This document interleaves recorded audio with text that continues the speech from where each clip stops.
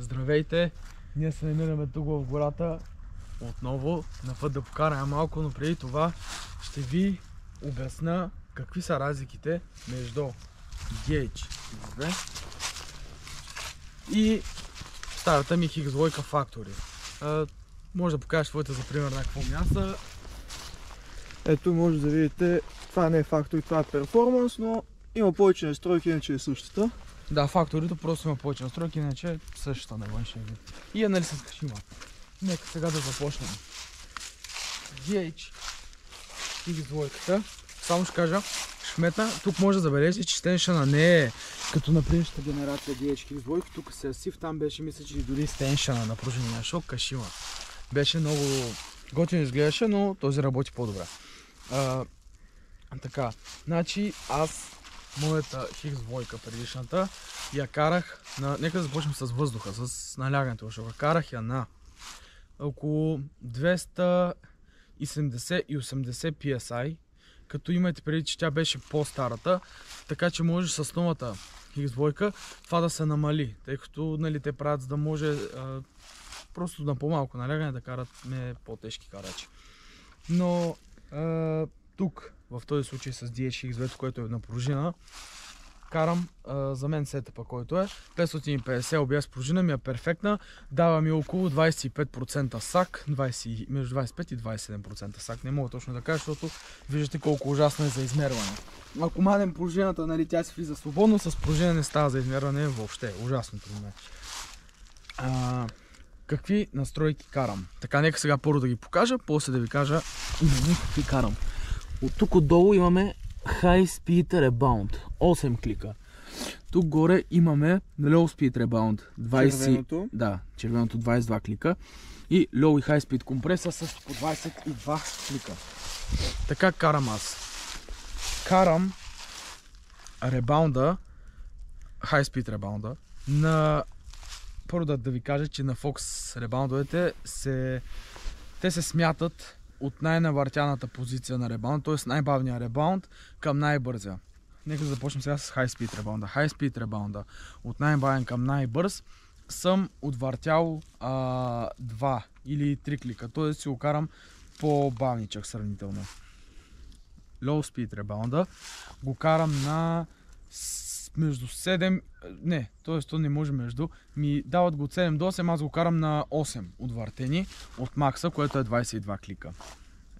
High Speed и Low Speed компресията и двете ги карам на...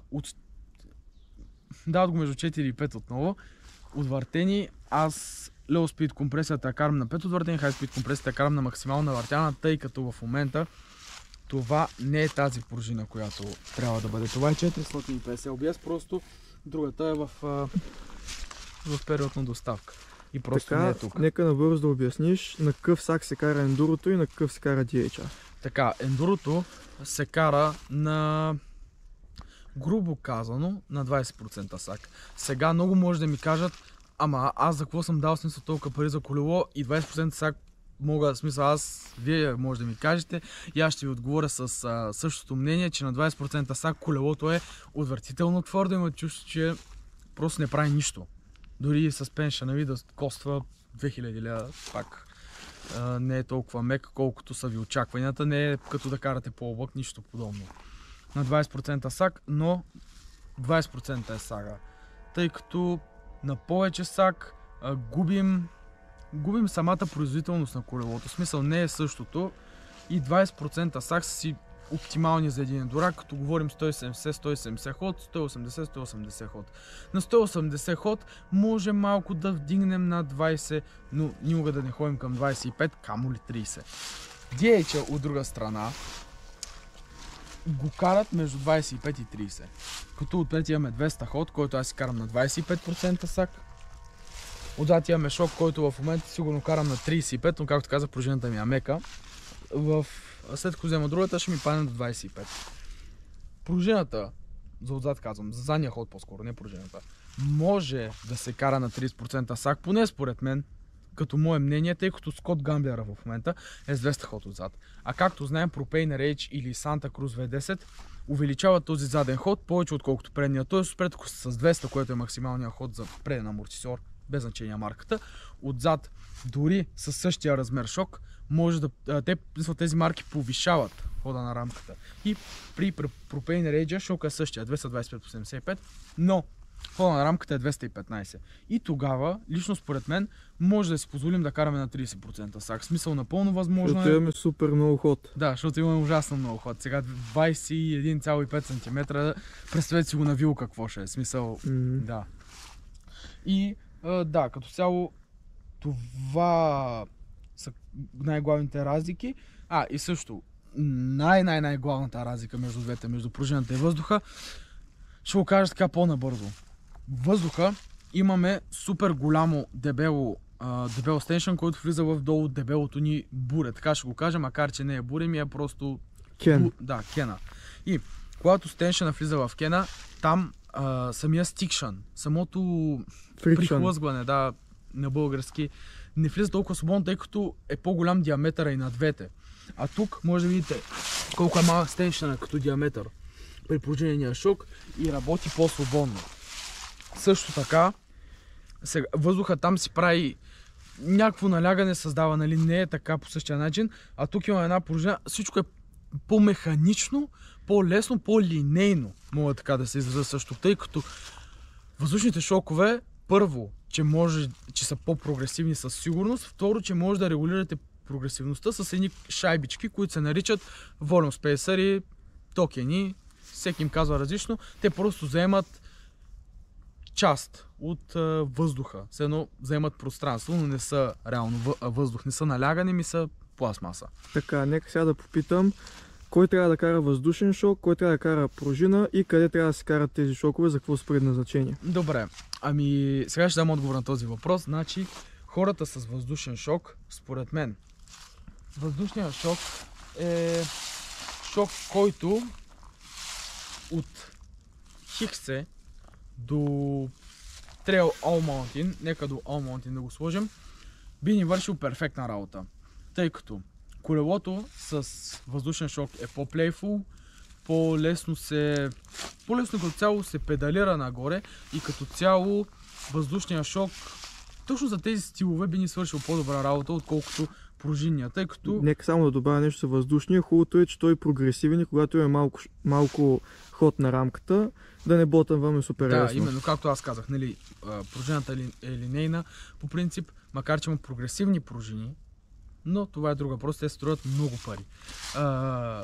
Да, както каза Иван, че линейните пружини, нали, не стават толкова, колкото прогресивните въздушни шокове за стиловете от XC до All Mountain, нека до там да бъде.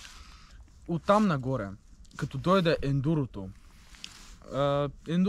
има и супер ендуро, аз ги включвам в един стил ендуро и DH, според мен може да се използва пружинен шок, тъй като там се фокусираме, нали, при ендурото се фокусираме повече върху спускането, даунхила изцяло върху спускането.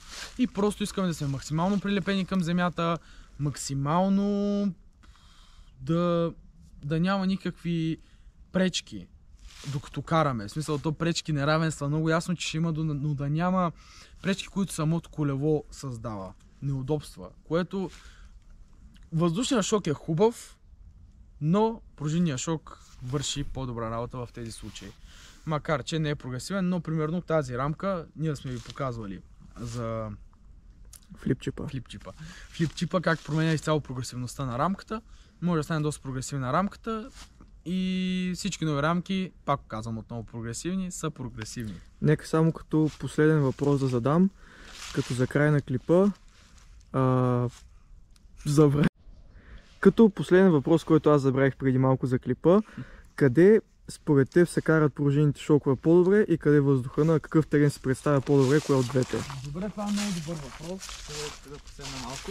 Така, според мен лично, въздушният шок се кара по-добре на по-гладки пътеки или пътеки, които не създават толкова много неравенство и дискомфорт в карането. Смисъл, пътеки, които са по-лесни. Може да кажем флоу. Да, примерно на Пампорово флоа, пътеката е, която там въздушен шок би ни свършил, мога да кажа, че дори по-добра работа, тъй като просто там има повече скоци и няма толкова много неравен смисъл. Няма тек. Няма най-голямата, там няма видите много голяма разлика между двете. Докато при пътеки, където има повече тек, това кажем, например, Спампоро, Малина, Чак Норис, Стената, абсолютно всички тези пътеки, пружинният шок ще ви държи доста по-прилепени към земята и със сигурност ще има една голяма разлика, която ще ви хареса. Ако сте с нужния ход колело, ако сте с малък ход колело и отново шока е линеен, т.е. пружинен, т.е. бързо достига до края на хода си, в края на хода си пак се достига лесно, а не става по-трудно, ще ви е тъпичко.